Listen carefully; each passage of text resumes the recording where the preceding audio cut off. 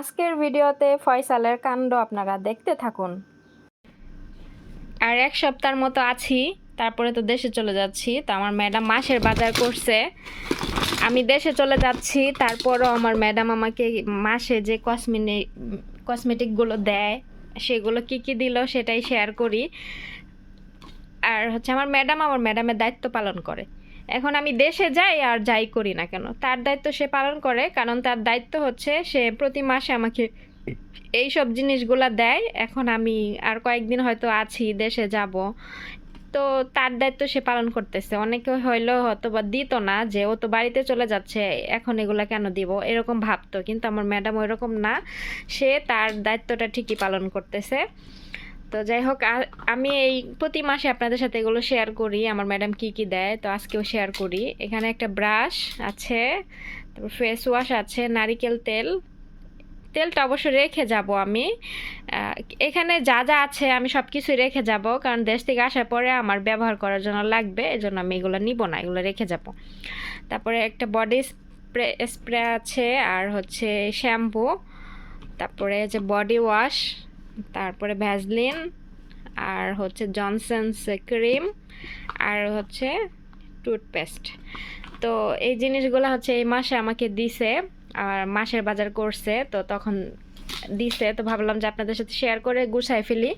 আর আমার ঘরের অবস্থা মনে করেন যে এখন এরকম, এইখানে কেনাকাটা করে ওইভাবে রেখে দিছি। জিনিসপত্র আমার গুছাইতে হবে, যেহেতু আর বেশি দিন নাই, আমি চলে যাব, আর এক সপ্তাহের মতো আছি হয়তো, তো গুছায় রাখতে হবে। আলসেমির জন্য করতেছি না, তবে আজকে করার চেষ্টা করব।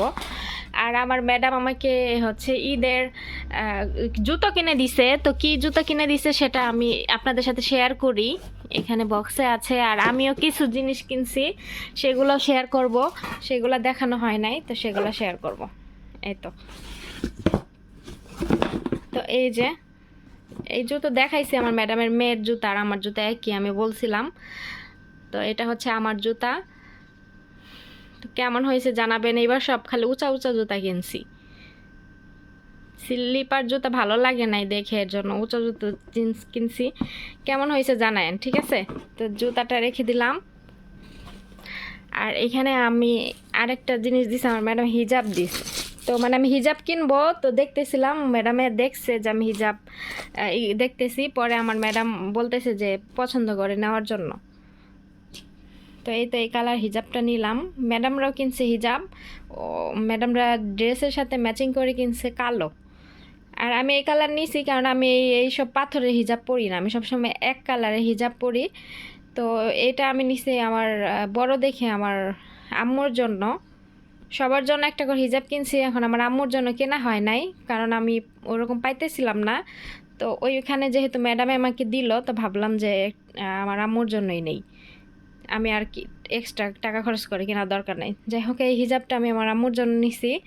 তো হিজাব গেল, এখন আমি কিছু মানে ছোটোখাটো জিনিস কিনছি, সেগুলো দেখাই। এটা একটা ব্রেসলেট কিনছি, আমি যাওয়ার দিন হাতে হয়তো বা পরে যাব। একটা ব্রেসলেট কিনছি, হাতে বড় বড় নখ দেখতে পাচ্ছেন। এগুলা আমি একটু বড় রাখছি, কারণ বাড়িতে গেলে একটু নেল পলিশ টলিশ দেই, তো এর জন্য একটু বড় রাখছি, তবে নখগুলো পরিষ্কার করতে হবে। এই তো ব্রেসলেট, আর হচ্ছে এটা একটা টিকলি।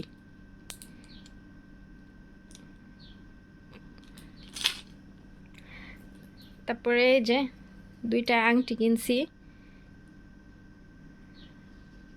একটা কালো পাথর আর একটা সবুজ পাথর। আর এই যে যখন দোকানে গেছি না, তো মহিলারা ওইখানে দোকান করে, তো ওনাদেরকে বলছি যে আমি ওই মানে ওরা আংটিরে বলে খাতেম, তো বলছি আমি খাতাম দেখান। তো উনি বক্স ধরে দিছে, দেওয়ার পর উনি আমাকে পাম দিতেছে, বলে এটা সুন্দর ওটা সুন্দর, সবগুলাই সুন্দর। মানে এক একটা পিস হচ্ছে 500 পয়সা, দুইটা 1 রিয়াল। তো বলতেছে মানে মানে আমরা পাম দিতেছে, যারা বিক্রি করে এরা তো পামই দেয়, তাই না? তো বলতেছে সবগুলাই সুন্দর, তো আমি বলতেছি সবগুলাই নিব। পরে উনি বক্স ধরে আমাকে দিয়া দেয়, বলে নিয়ে যাবো। পরে আমি না না, এত দিয়ে আমি কি করবো। পরে শেষে আমি বাইচা বাইচাই কয়েকটা নিছি। তো এগুলাই হচ্ছে দেখাইলাম আপনাদের। আর এই তো ওই দিন মার্কেটে গিয়া ওই যে নারিকেলের গুঁড়া কিনছি, নারিকেলের গুঁড়া। এগুলো দিয়ে সেমাই রান্না করে খাইতে ভালো লাগে, আমার মা নিতে বলছিল তাই নিলাম। তো এই হচ্ছে আমার জিনিসপত্র। আর এই যে ঘরের এইখানে কতগুলা, তারপরে এই যে এখানে ব্যাগ, কাপড় চোপড় আমার এগুলো সব এলোমেলো, আমি সব এগুলো গুছাবো, আজকে গুছাই ফেলবো। কারণ কস্টিপ কিনতে হবে, দোকানে যাইতে পারতেছি না, কস্টিপও কিনা হচ্ছে না। তো এর জন্য আলসামি ধরে গেছে, কিন্তু গুছাই রাখতে হবে, 1 সপ্তাহের মধ্যে হয়তো আমি চলে যাবো ইনশাল্লাহ। আসসালামু আলাইকুম, কেমন আছেন সবাই? চলে আসলাম আপনাদের মাঝে আরও একটা নতুন ব্লগে। আমরা খুব সকালে চলে আসছিলাম, এই তো আমাদের সেই কাঙ্ক্ষিত জায়গায়, যেই জায়গার সাথে সবাই পরিচিত, আপনারা অনেকেই পরিচিত। তো এই জায়গায় আমরা চলে আসলাম, বাসা থেকে বের হয়েছি রাত 4:45। আমি ঘুম থেকে উঠছি রাত 4টার সময়, উঠে বাসার জন্য চা বানাইছি, বানাইয়া রেডি হইয়া তারপর রাত 4:45 আমরা বাসা থেকে বের হয়েছি। আজকে আমি, আমার ম্যাডামের ছোট মেয়ে আর ফয়সাল, এই 4জন আসছি। আর ম্যাডামের বাচ্চা আর হচ্ছে ম্যাডামের 2 মেয়ে বাসায় রেখে আসছে, কারণ ছোট বাচ্চা ও এইখানে এসে বেশিক্ষণ থাকলে কান্নাকাটি করে, এই জন্য ওই করতেছে না। তো এইখানে যে আমি ক্যামেরা উল্টা দিকে মানে উপর দিকে ধরে রাখছি, এটা আমার আসলে মনে ছিল না, আমি দেখি না, খেয়াল করি নাই, অন্যদিকে তাকাইছিলাম। তো পরে দেখি যে না, আমি ক্যামেরা উপর দিকে ধরে রাখছি, ভালো মতো ধরি নাই। তারপরে যাই হোক আবার ঠিক করে নিলাম। আর ওইখানে দেখেন আমার ম্যাডাম, ফয়সাল আর নফ খেলাধুলা করতেছিল, ওনারা বসেছিল। মূলত আমার ম্যাডাম এখানে আসছে কারণ আমি কয়েকদিন পরে দেশে চলে যাব, মানে চাইছিল যে আমাকে নিয়ে একটু করার জন্য, মানে ঘোরার জন্য, এই জন্য আসছে আমার ম্যাডাম। তারপরে আর ম্যাডামের মেয়েদের যে এক্সাম আছে, ওরা ঈদের মধ্যে ঘুরতেও পারবে না, কারণ ঈদের 3 দিন পরে যখন স্কুল খুলবে তখন ওদের এক্সাম শুরু হবে। যেমন ধরেন আমাদের এখানে বুধবার ঈদ হবে, বৃহস্পতি, শুক্র, শনি, 3 দিন ওরা বাসায় থাকবে ঈদের দিন সহ। তারপর রবিবারে ওরা আবার স্কুলে যাবে, ওদের রবিবার থেকে আবার এক্সাম। তো সেই ক্ষেত্রে আমার ম্যাডামরা ঈদের মধ্যে কোথাও ঘুরতে বের হবে না। আর আমার ম্যাডামের বড় মেয়ে যেহেতু এবার এসএসসি এক্সাম দিচ্ছে, আবার মেছোটা ক্লাস 6-এর এক্সাম দিচ্ছে, তো ওদের পড়াশোনার চাপ অনেক বেশি। এসএসসি পরীক্ষার এক্সামে যারা পড়াশোনা করেন তারা অবশ্যই ভালো জানেন যে এসএসসি পরীক্ষার যে এক্সাম হয়, এটা আসলে পড়াশোনাটা পুরা বই একটা পড়তে হয় ভালো মতো। তো সেই ক্ষেত্রে ওরা অনেক পড়াশোনার চাপ, সারাক্ষণ শুধু পড়ে পড়ে ঘরের ভিতরে। তো এই জন্য আমার ম্যাডাম চাচ্ছিল যে আজকেই হচ্ছে, পরে হয়তো বার কখন আসতে পারবে না, তাই আজকেই আসলো। তো এখানে আমার ম্যাডামরা দেখেন বসে আছে। আমার ম্যাডামে মনে করেন যে বাসায় থাকতে থাকতে অনেক সময় দেখা যাচ্ছে যে থাকতে পারে না, মানে ওনার ভালো লাগে না, বোরিং লাগে, তো তখন এই যে হুটহাট করে সমুদ্রের পাড়ে চলে আসে। তো এখানে দেখেন ওই যে আমার ম্যাডামে কিন্তু এক সাইড দেখা যাচ্ছে। তো অনেকক্ষণ বসে থাকার পর এখন ম্যাডামরা উঠলো, এখন ইসে যাবে, একটা হাঁটাহাঁটি করবে। আর আমি ক্যামেরাটা জুম করে দিয়েছিলাম যাতে করে ক্লোজভাবে এই ম্যাডামকে দেখা যায়, অনেকে আমার ম্যাডামকে দেখতে চাইছেন, এই জন্য আমি করলাম। তো ওরা হাঁটাহাঁটি করতেছে ওইদিকে, আর আমি একটু ওই যে সমুদ্রের যে সুন্দর ভিউগুলো এগুলো একটু ক্যাপচার করতেছিলাম, কারণ কিছুদিন পরে দেশে যাব 1 মাসের জন্য, হয়তো বা এই জিনিসগুলো 1 মাস দেখতে পারবো না। আর আমি তো ম্যাডামদের ছুটির সময় দেশে যাব, ছুটি থাকলে এখানে কয়েকদিন পর পরে আসে, কয়েকদিন পর পর কি প্রতি সপ্তাহে একবার করে আসে। তো ওই সময় তো আমি 1 মাস থাকবো না, আমি হয়তো আসবো না, ওরাই আসবে, আবার নাও আসতে পারে জানি না। তো এখানে হচ্ছে আমরা যখন বাসা থেকে বের হয়েছিলাম অন্ধকার ছিল অনেক, তারপরে আস্তে আস্তে আলো হয়ে গেছে। তারপরে এই তো আমি কি কি জানি বলতেছিলাম জানি না, তো সমুদ্রের ঢেউয়ের শব্দের কারণে মানে আমি সাউন্ড হাইড করে রাখছি, আবার ভয়েসটা রেকর্ডিং করতেছি।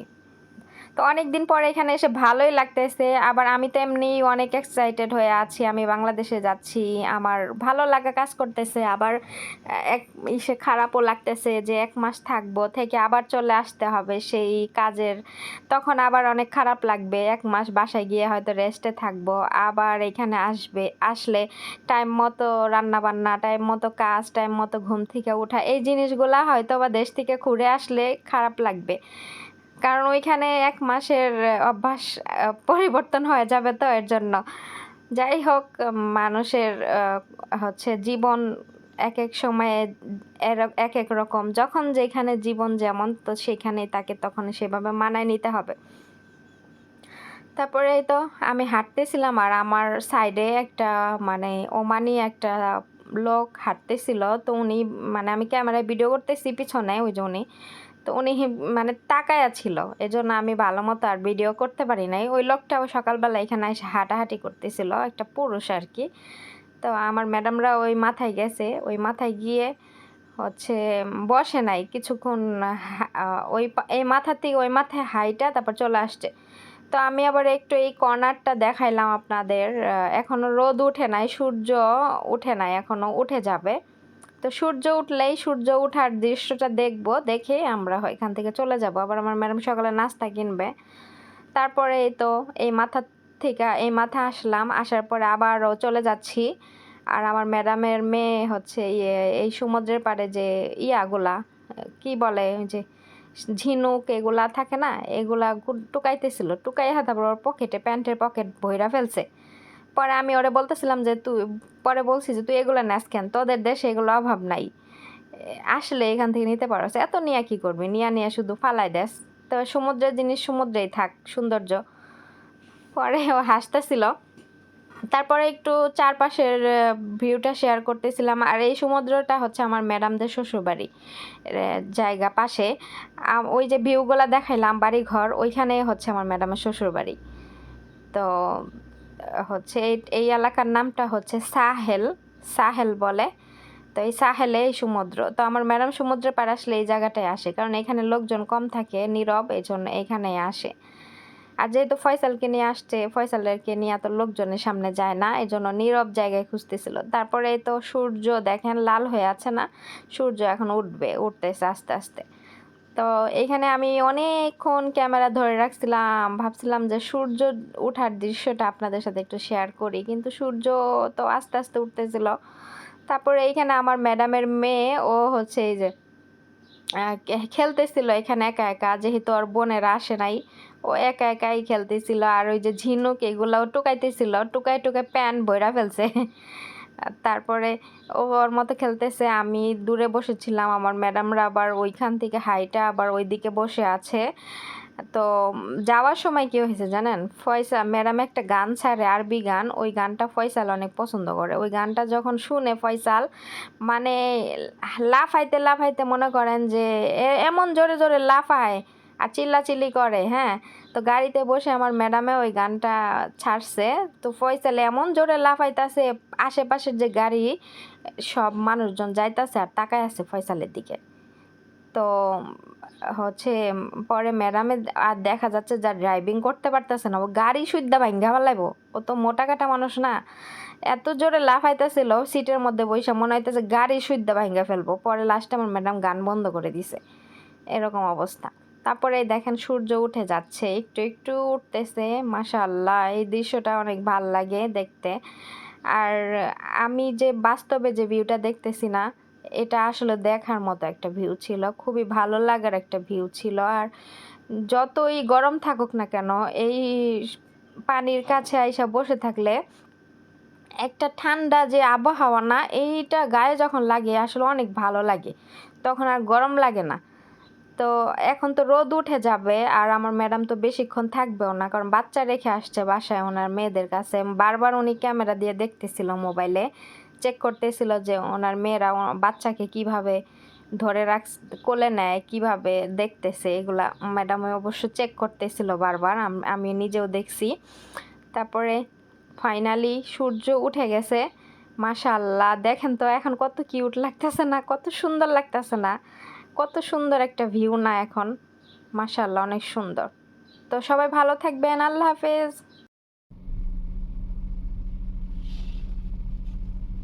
ফয়সাল,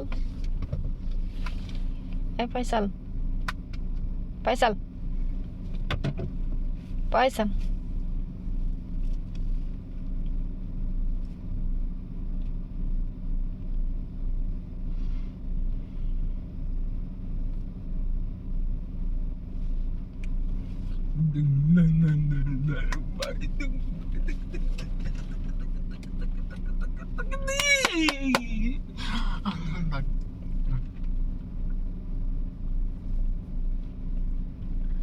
আমি আর ফয়সাল গাড়িতে বসেছিলাম, আমার ম্যাডাম ব্যাংকে নামছে টাকা তোলার জন্য। তো ম্যাডামের ছোট মেয়েও ম্যাডামের সাথে গেছে, ম্যাডামরা টাকা তুলতেছে। আর আমি আর ফয়সাল গাড়ির ভিতরে বসেছিলাম। আমি আবার খেয়াল রাখতেছিলাম যে ফয়সাল যেহেতু গাড়ি স্টার্ট দেওয়া আবার উল্টাপাল্টা কিছু টিপি করে কিনা, নাহলে তো দুইজনের একসাথে মরবো আর কি। আমরা তো আর ড্রাইভ করতে পারি না।